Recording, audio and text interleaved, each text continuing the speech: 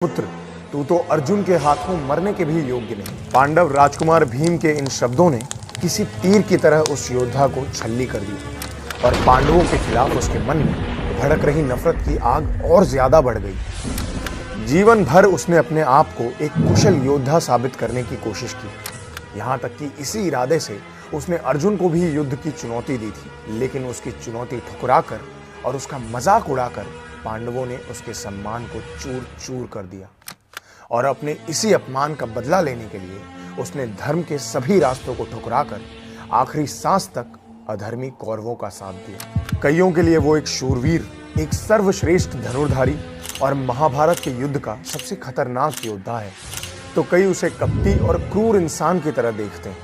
कवच कुंडल के साथ जन्मा, सूर्य की शक्ति समाया हुआ कर्ण, जो कभी सूत पुत्र कहलाया तो कभी सूर्य पुत्र। लेकिन सच क्या है?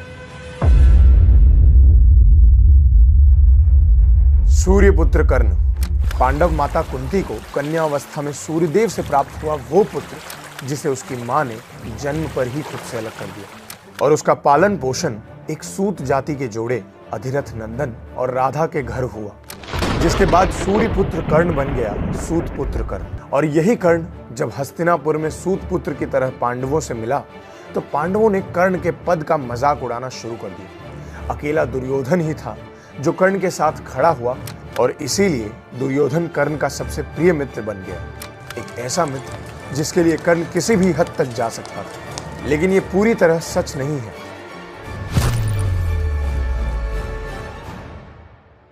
दोस्ती हो तो कर्ण और दुर्योधन जैसी। हस्तिनापुर में राजकुमारों के बीच बड़े हुए सूतपुत्र कर्ण को हमेशा समाज में अपनी जगह बनाने के लिए झगड़ना पड़ता।